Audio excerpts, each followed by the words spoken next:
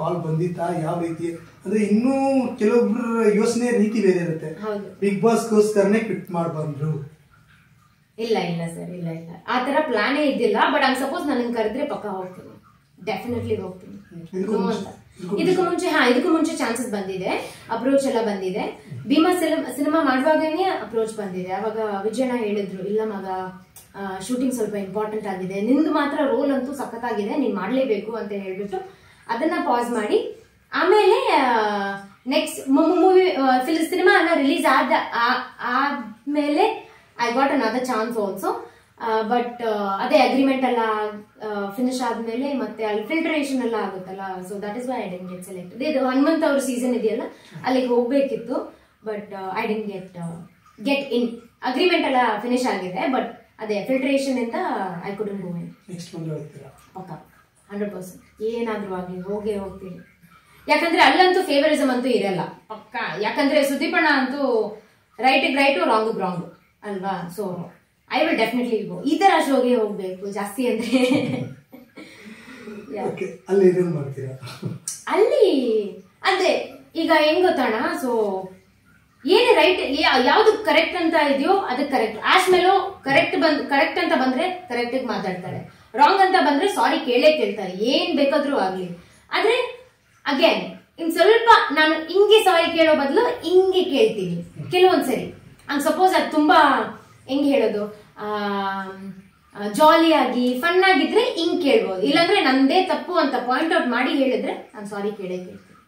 ಆತರ right right, wrong wrong.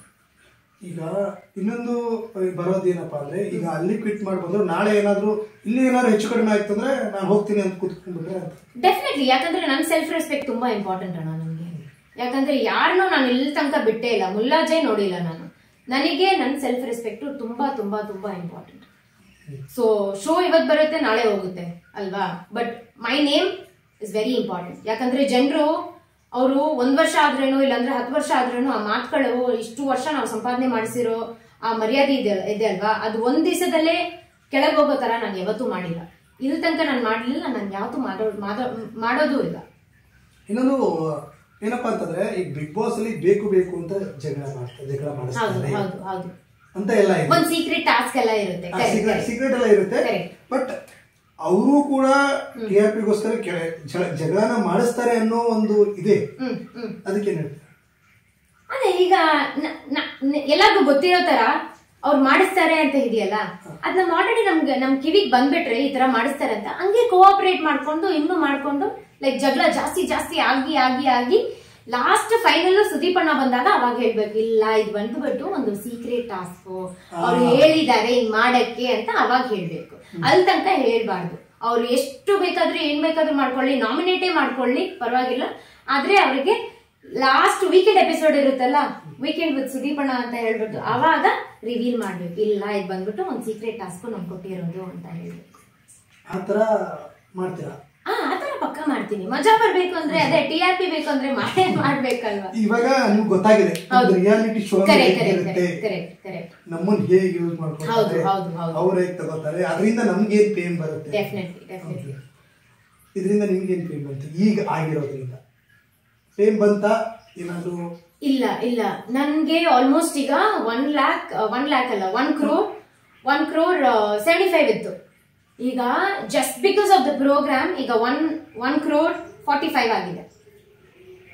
So almost so many, ಅಷ್ಟು followers ನಂದು, ಅಷ್ಟು 1000 ಫಾಲೋವರ್ಸ್ ನನ್ನನ್ನು ಅನ್ಫಾಲೋ ಮಾಡಿಬಿಟ್ಟಿದ್ದಾರೆ. ಸೊ ಅದು ಮತ್ತೆ ಸಂಪಾದನೆ ಮಾಡ್ಬೇಕಂದ್ರೆ ನನಗೆ ಆಲ್ಮೋಸ್ಟ್ ಒಂದು 3-4 months ಆಗುತ್ತೆ, which is very difficult and that is very bad. Because ಎಲ್ಲರಿಗೂ ಅಕಾರ್ಡಿಂಗ್ ಆಗಿ ಎಲ್ಲರಿಗೂ ಹೇಳ್ಬೇಕಂದ್ರೆ, ಆಶ್ ಬಂದ್ಬಿಟ್ಟು ತುಂಬಾ ಆಟಿಟ್ಯೂಡ್ ಗರ್ಲ್, ಅವಳು ತುಂಬಾ ಜಾಸ್ತಿ ಆಟಿಟ್ಯೂಡ್ ಇದೆ, ಅವಳು ಒಂಥರ ಬಜಾರಿ ತರ, ಯಾರ ಹತ್ರನೂ ಅಷ್ಟು ಮಾತಾಡಲ್ಲ. ಬಟ್ ಒಂದ್ಸರಿ ನನ್ನ ಜೊತೆ ಬಂದು ಮಾತಾಡಿದ್ರೆ I am a butter to everybody, I am so sweet, I am very nice. ಈಗ ಎಲ್ಲರಿಗೂ ಗೊತ್ತಿಲ್ದವರು ಅವ್ರು ಬಂದ್ಬಿಟ್ಟು ನನಗೆ ಮೆಸೇಜ್ ಎಲ್ಲ ಮಾಡ್ತಿದ್ದಾರೆ, ಎಷ್ಟು ಲಕ್ಷ ಜನ ಎಲ್ಲ ಮೆಸೇಜ್ ಮಾಡಿ ಹೇಳ್ತಾ ಇದಾರೆ, ಇಲ್ಲ ಅಕ್ಕ ನಾವು ಅನ್ಕೊಂಡಿದ್ವಿ ನೀವು ಆತರ ಅಂತ ಹೇಳ್ಬಿಟ್ಟು, ನೀವು ಇಷ್ಟು ಫ್ರೆಂಡ್ಲಿ ಆಗಿದ್ದೀರಲ್ಲ ನನ್ಗೆ ಗೊತ್ತೇ ಇರ್ಲಿಲ್ಲ ಅಂತ ಅವರು. ಅದೇ when you get don't judge a book by its cover ಅಂತ ಇರಲ್ಲ, ಇದಕ್ಕೆ. ಇವಾಗ ನೀವೇನಾದ್ರೂ ಬಿಗ್ ಬಾಸ್ಗೆ ನೆಕ್ಸ್ಟ್ ಬಂದ್ರೆ ಜನ ಏನೆಲ್ಲ ಎಕ್ಸೆಪ್ಟ್ ಮಾಡಬೇಕು? ಈಗ ಲಾಸ್ಟ್ ಸೀಸನ್ ಅಲ್ಲಿ ಇವರಿದ್ರು, ಯಾರು ಶೃಂಗೇರಿ ಅಂತ ಒಂದು ಹುಡುಗಿ, ಸಂಗೀತ ಕರೆಕ್ಟ್ ಸಂಗೀತ ಅವರಿದ್ರು. ಅವರು ಕರೆಕ್ಟ್ ಆಗಿ ನಿಂತಿದ್ರು, ರಾಂಗ್ ಆಗಿ ನಿಂತಿದ್ರು ಅಲ್ವಾ. ಅವ್ರ ಬಳೆ ಅಂತ ಒಂದು ಟಾಸ್ಕ್ ಬಂತು ನೋಡಿ ಅಲ್ವಾ, ಅದಲ್ಲಿ ಅದು ಫುಲ್ ಕಾಂಟ್ರವರ್ಸಿ ಅವ್ರದೇ ಇದ್ದಿದ್ದು. ಸೊ ಅದೇ ತರ ಫೆಮಿನಿಸಮ್ ಅಂತ ಬಂದಾಗ ನಾನು ಹುಡುಗಿರಿಗೆ ನಿಲ್ತೀನಿ, ಹಂಗ್ ಸಪೋಸ್ ಇಲ್ಲ ಅವರೇ ರೈಟು ಹುಡುಗರೇ ರೈಟು ಅಂತ ಹೇಳಿದ್ರೆ ಹುಡುಗರಿಗೆ ನಿಲ್ತೀನಿ. ಸೊ ಯಾವ್ದಕ್ ರೈಟು ಯಾವ್ದಕ್ ರಾಂಗ್ ಅಂತ ನಾನು ಆಲ್ರೆಡಿ ಕ್ಯಾಲ್ಕುಲೇಷನ್ ಮಾಡಿಟ್ಟಿದ್ದೀನಿ. ಅವ್ರನ್ನ ಏನು ಬರೀ ಕಂಟೆಸ್ಟೆಂಟ್ಸ್ ನ ಸ್ವಲ್ಪ ಅಂಡರ್ಸ್ಟ್ಯಾಂಡ್ ಮಾಡ್ಬೇಕಷ್ಟೇ ನಾನು, ಅದ್ ಬಿಟ್ರೆ ಬೇರೆ ಏನೋ. ಅಂದ್ರೆ ಆ ಜಾಗನ ನೀವು ತುಂಬಬಹುದು, ಅಂದ್ರೆ ಆ ಸಂಗೀತ ಸಂಗೀತ ಅನ್ನೋ ಒಂದು ಪ್ಲೇಸ್ ನ ನೀವು ತುಂಬಬಹುದು. ಇಲ್ಲ ಅವ್ರು ಎಲ್ಲೋ ಇದ್ದಾರೆ, ನಾನ್ ಬಂದ್ಬಿಟ್ಟು ಅವ್ರ ಜೂನಿಯರ್ ನಾನೀಗ. ಸೊ ಈಗ ಅವ್ರನ್ನ ನಾನು ಫಾಲೋ ಮಾಡ್ಬೇಕಂದ್ರೆ ಡೆಫಿನೆಟ್ಲಿ ಮಾಡೇ ಮಾಡ್ತೀನಿ. ಈಗ ಅವ್ರ ಫುಡ್ ಸ್ಟೆಪ್ಸ್ ಎಲ್ಲ, ಅವರು ಬಿಗ್ ಬಾಸ್ ಅಲ್ಲಿ ಏನೇನೆಲ್ಲ ಅವ್ರ ಹೆಜ್ಜೆಗಳೆಲ್ಲ ಫಾಲೋ ಮಾಡ್ಬೇಕಂದ್ರೆ ಡೆಫಿನೆಟ್ ಆಗಿ ಫಾಲೋ ಮಾಡ್ತೀನಿ. Is because she was rocking in season 10 ಅಂತ ಹೇಳ್ಬೋದು ಅಲ್ವಾ. ಸೊ ಅವ್ರನ್ನ ಫಾಲೋ ಮಾಡೇ ಮಾಡ್ತೀನಿ ಏನಾದ್ರೂ. ಬಿಕಾಸ್ ಅಲ್ಲಿ ಏನ್ ಗೊತ್ತಾ ಸರ್, ಈಗ ಬಿಗ್ ಬಾಸ್ ಅಂದ್ರೆ ಮನೆಗೂ ಹೋಗೋ ಶೋ ಇದು. ಈಗ ಬರೀ ಒಂದ್ ಥಿಯೇಟರ್ ಅಲ್ಲಿ ಬಂದ್ಬಿಟ್ಟು ಇಲ್ಲ 1 episode 2 episode 1 show 2nd show ಆತರ ಇಲ್ಲ ಡೈಲಿ ಹಾಕ್ತಾರೆ. ಎಲ್ಲಾರ್ಗು ಗೊತ್ತಾಗೇ ಆಗುತ್ತೆ ಯಾರು ಆಶ್ವಲು ಯಾರು ಇವರು ಅಂತ ಹೇಳ್ಬಿಟ್ಟಲ್ವಾ. ಸೊ ಕರೆಕ್ಟ್ ಆಗಿ ನಾವಿರ್ಬೇಕು. ಫಸ್ಟ್ ಆಫ್ ಆಲ್ ಇಷ್ಟೆಲ್ಲ ಮಾತಾಡಿ ನಾನು ಶೋ ಬಿಟ್ಟು ಬಂದಿದ್ದೀನಿ ಅಲ್ಲ ಆಚೆ, ನಾನು ಬಿಗ್ ಬಾಸ್ ಹೋದ್ರೂ ಕರೆಕ್ಟ್ ಆಗಿರ್ಬೇಕು ಅಲ್ವಾ. ಮತ್ತೆ ಅಲ್ಲಿ ಏನಾದ್ರು ಗೋಲ್ಮಾಲ್ ಮಾಡಕ್ ಸ್ಟಾರ್ಟ್ ಮಾಡಿದ್ರೆ ನನ್ನನ್ನೆಲ್ಲರೂ ಹೇಟ್ ಮಾಡ್ತಾರೆ.